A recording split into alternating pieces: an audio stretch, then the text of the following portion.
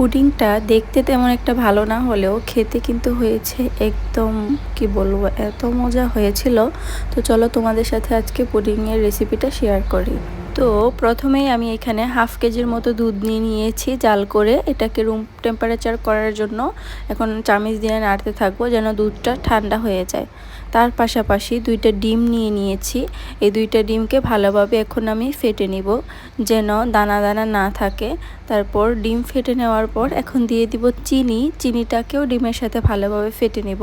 ডিমের সাথে চিনি মিক্সড করার পর এখন আমি 1 চা চামচের মতো ভ্যানিলা এসেন্স দিয়ে দিব যেন ডিমের গন্ধটা আর না থাকে পুডিংয়ের মধ্যে। আপনারা চাইলে লেবুর রসও ব্যবহার করতে পারেন। এখন ভ্যানিলা এসেন্স দেওয়ার পর আবার সেই ডিম আর চিনির মিশ্রণের সাথে এটাকেও ভালোভাবে মিক্সড করে নিব।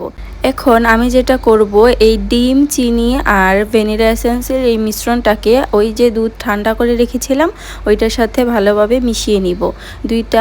দুধটা চেষ্টা করবেন আপনারা একদম ঠান্ডা করে নেওয়ার জন্য, না হলে ডিমটা দেওয়ার পর দুধটা জমাট বেঁধে যাওয়ার চান্স থাকে, যার কারণে দুধটা একদম রুম টেম্পারেচার মানে একদম ঠান্ডা করে নিলে বেটার হয়। তো দুধটা ঠান্ডা হয়ে গেছে, এখন আমি ডিমটা ঢেলে দিচ্ছি দুধের মধ্যে। এখন এইটাকেও ভালোভাবে মিক্সড করে নিব।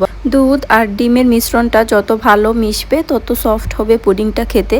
তার পাশাপাশি আমি একটা সসপ্যানের মধ্যে ক্যারামেল বানিয়ে তারপর সেটাকে সেট করে নেব। এটাতেই পুডিংটা আমি তৈরি করব। এই তো আমার ক্যারামেল সেট করা শেষ, আমি অফ ক্যামেরায় এটা তৈরি করে নিয়েছি। এখন আমি দুধ আর ডিমের মিশ্রণটা এই সসপ্যানের মধ্যে ঢেলে দেব।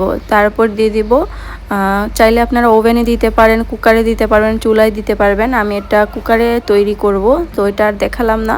আমার পুডিংটা তৈরি হতে 20-25 মিনিটের মতো সময় লেগেছিল। আমি ইচ্ছা করে একটু বেশি টাইম রেখে দিই কারণ যেন কাঁচা না থাকে।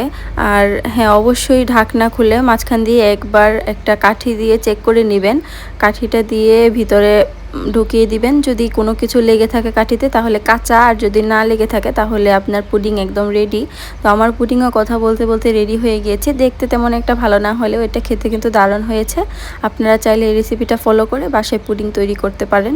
আমি এভাবেই পুডিং তৈরি করে থাকি, আমার কাছে তো খুবই ভালো লাগে এভাবে।